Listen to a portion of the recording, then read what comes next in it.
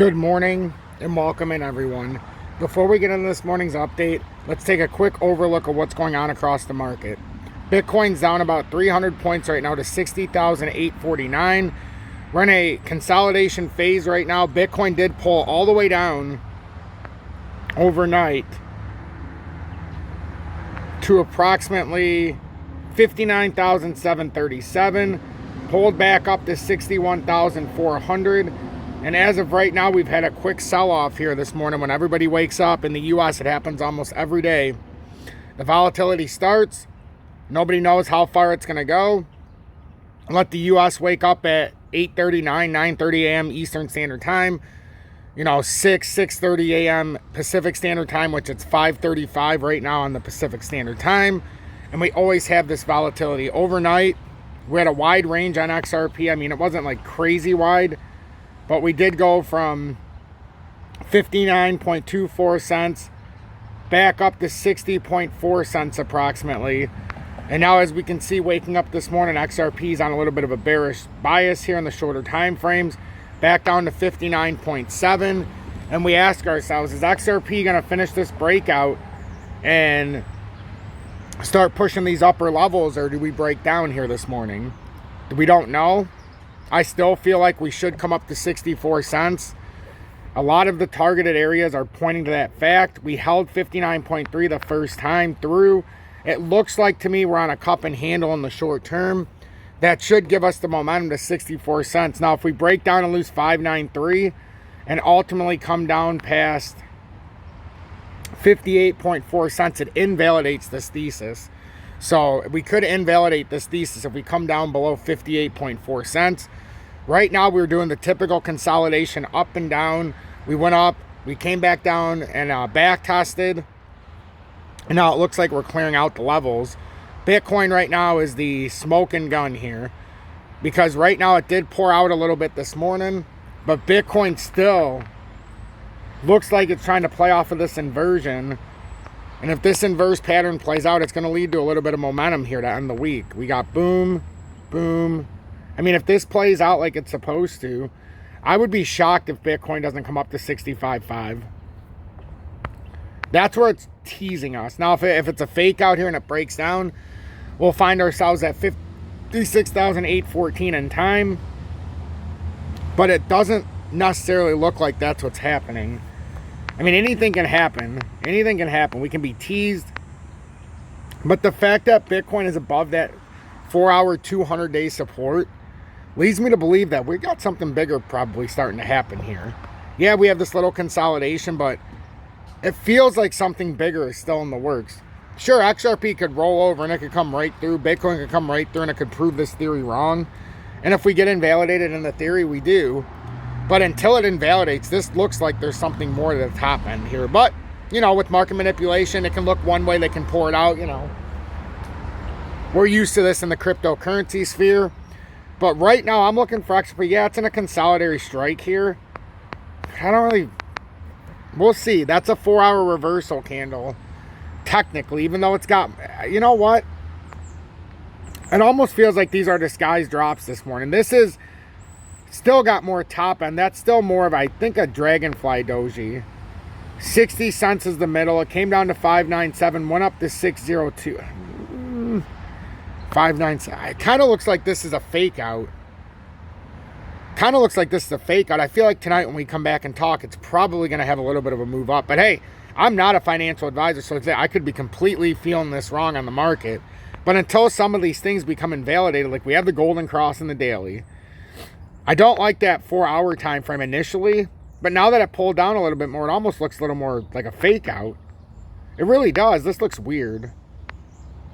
Feels like this wants to round and at least finish up here. It's going to be a tricky one this morning. We're going to see if this is a little fake out here to start the early morning hour. This kind of feels fake-ish outish. This kind of feels fake. We'll see, though. And then we got a little bit of reading to do as well. Worldwide XRP adoption. Institutions on all 7 continents embrace the crypto. So that's excellent to see, and we'll read through that as well. So please make sure to hit that like button as we continue to speculate through this morning's update about what's going to happen next. Feels kind of fake outy. to the bottom right now. This kind of feels like a fake out. Feels like there's more top end pressure than we're being let on with. But like I said, there's invalidation numbers. If XRP were to break down below 58.4, it would invalidate this thesis that I have right now. If we break above 60 cents again, which I think we will, but you never know with manipulation. I always have to keep it out there. I think we push up and we try to test that 64-cent mark in the next few days to come. I'm not sure if we'll get there today or tomorrow, but it feels like that's what we're trying to get to on this cup and handle. So make sure to hit that like button so YouTube does recommend this update. Just hitting that like button, we become recommended and become part of the recommendations. And all that means, it's fancy lingo for I'll pop up on the YouTube news feed when you search YouTube. So if you're ever seen my content or not, you'll be able to see it on the YouTube news feed, and you'll be able to make an educated and informed decision whether or not you want to see my content.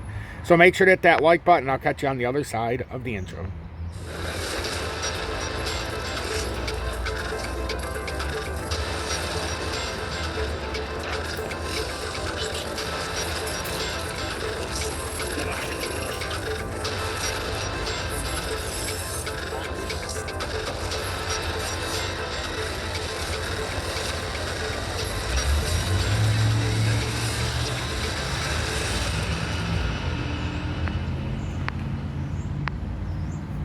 Good morning, 8:41 a.m. Eastern Standard Time on this Thursday, August 22nd, 2024. I'm XRP Future Millionaire, and I reside in the great state of Michigan. So I prefer for the price to go up. Makes things a lot funner during the day. Makes it a little more exciting at night when we do the lives at 6:30 p.m. Eastern Standard Time. It gives the XRP community a little bit of mojo, momentum. But we also get the up, down, left, and right. We get a lot of liquidity strikes to try to force people out. I mean, look at Bitcoin last night. If you were part of this liquidity strike and you woke up this morning and you see Bitcoin less than 100 points away from 61K, or 60, wait a minute, where are we at? Yeah, from 61K, you're probably pissed. Let's say you were part of this last night and all of a sudden you went to bed, and let's say you had a long on Bitcoin and you're like, you know, it's at about 61K when I'm going to bed, and now I'm going to put my stop loss at 60K. You're like, oh, it's pretty safe. It comes down to 59,758 on a quick liquidity strike. Forms a beautiful candle as a continuation. That's why it's hard to believe that we're just done now. We're on the 200-day support. As long as we're over 69 or 60. What is that exactly? We need to see the exact number. Because I want to make sure if this is going to spiral, we're on top of this very quickly.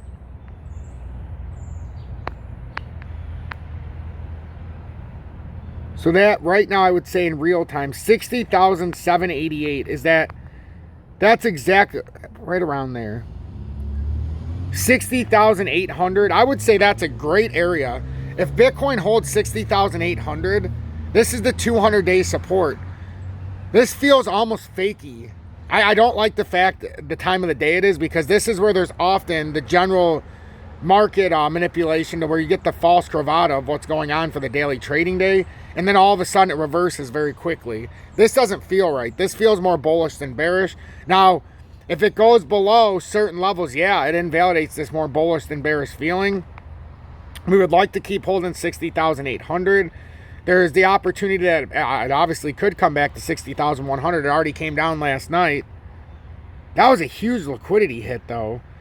That's a big liquidity drop, though. That's what you want to see if you get continuation up. That's why it's feeling kind of fakish right now, the move down. It had a 3.5% liquidity strike last night on Bitcoin. It was a 2,133 point drop while we were sleeping and late evening last night into the early AM. If you're asking, this feels kind of like a fake out trying to get people to sell out. I don't know what to make of this.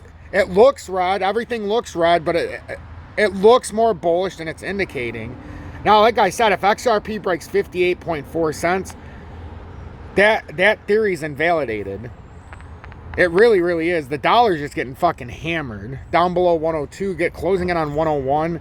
If the dollar gets a rejection right here, which I have no reason to think it's not going to, it's probably going to back test this 102.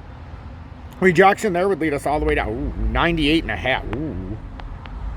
Imagine if we get to 98.5 in the US dollar. That's insane. XRP.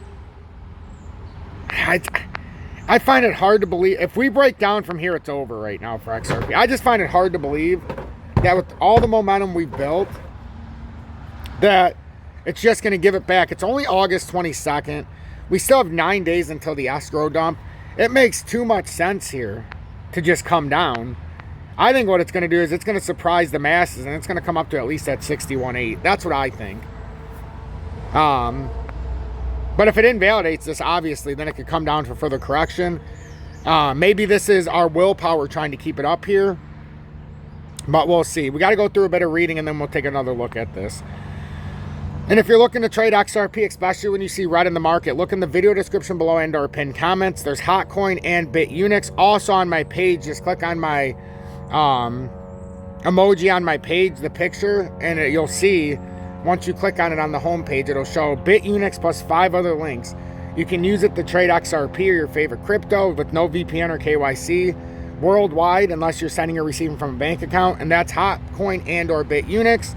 And then there's also ways to send me a donation through Cash App, Venmo, or PayPal, or you can pay it forward on YouTube 1 time per month as well by sending a YouTube super chat or joining Tom's Army and getting the emoji badge of me being abducted by aliens in month 1. Would love to see the support.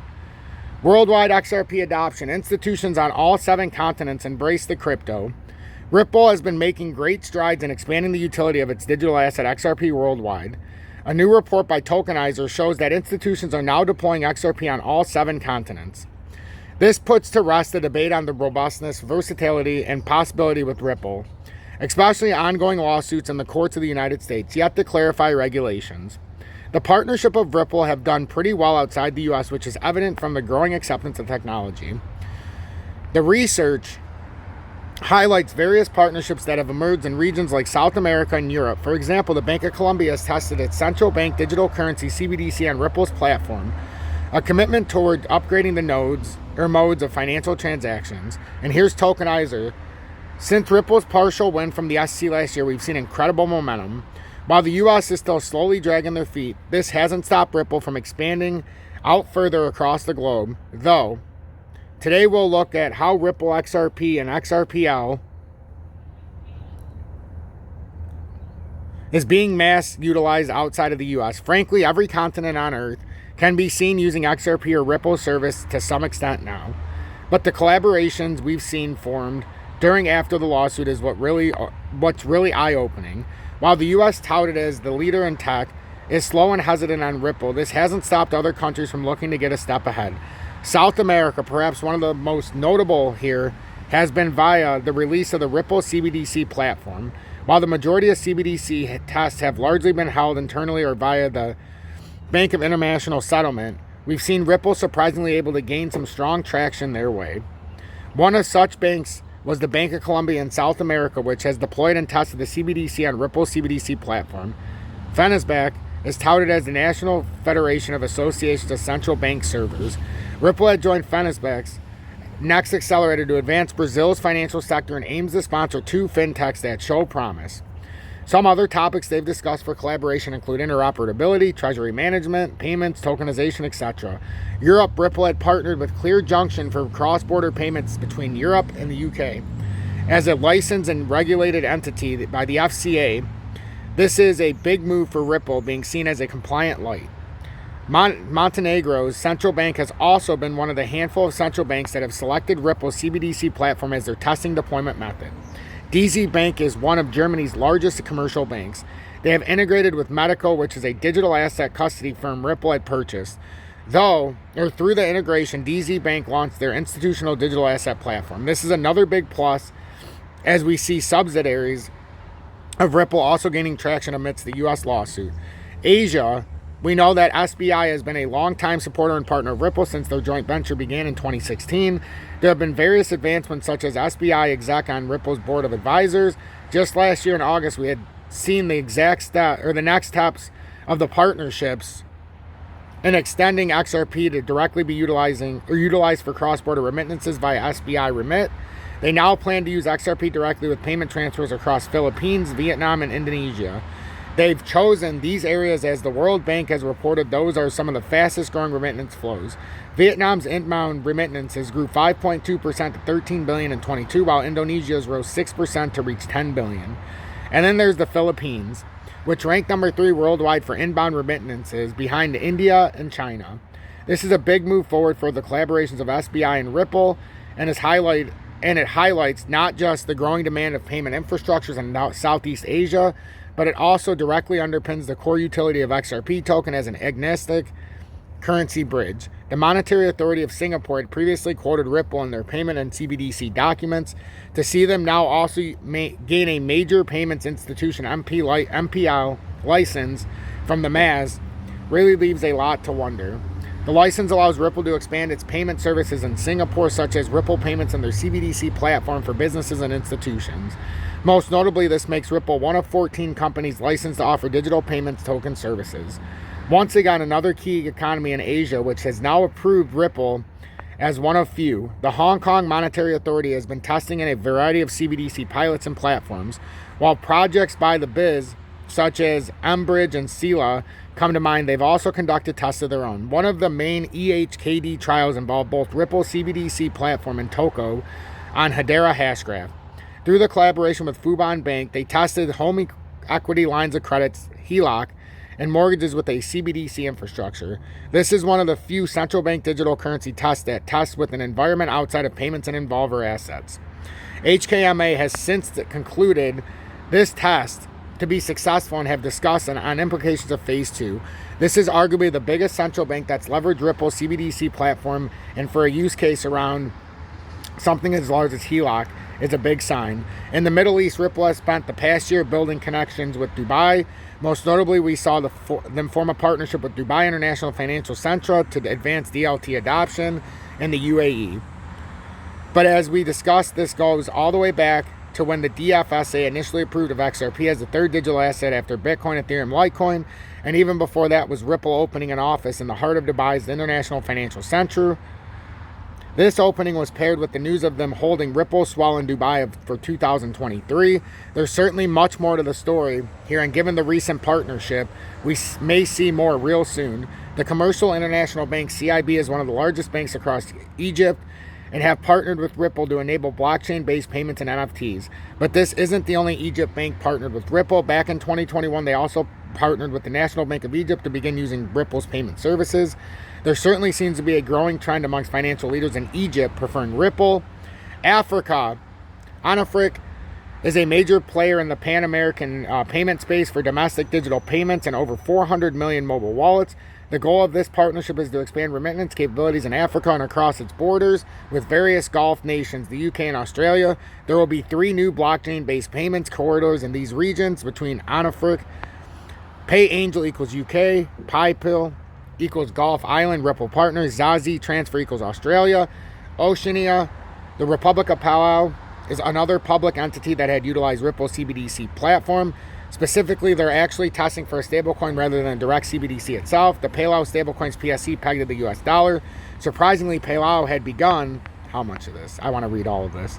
Had begun their initial phase in July of 2023, and by December 23, they were happy to move on with phase 2 of the plan. The architecture has already begun approved by the Republic of Palau in just 5 months. Next, the step is to ensuring engagement and emphasis on compliance. Navati has also advanced their collaboration with Ripple beyond just fiat payments. Back in 2021, Navati and Ripple initially connected to utilize Ripple's payment solutions for cross-border remittances across Philippines and Australia. This has now evolved to Navati launched a 1-to-1 fiat-backed AUD stablecoin titled AUD, which is live on the XRP Ledger. As Navati, an official fintech business in Australia, seeing them choose XRP Ledger to host their AUDD stablecoin is quite a bold move.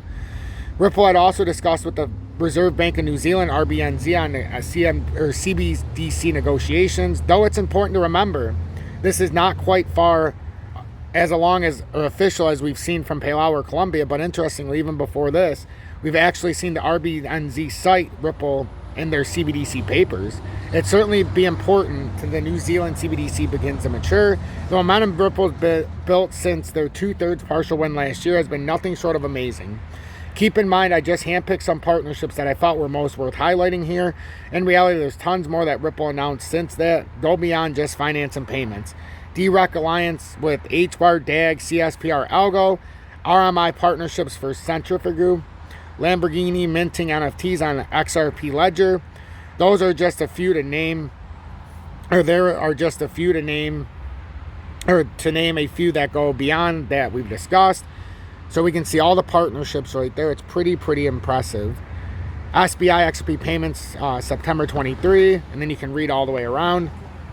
So I thought that was a very nice way to show a little bit deeper what's going on with XRP. I still feel like this is a bear trap that happened right now, but I could be wrong. If we lose 58.4 cents, it invalidates my thesis, and we'll find out later this afternoon exactly the direction we're going.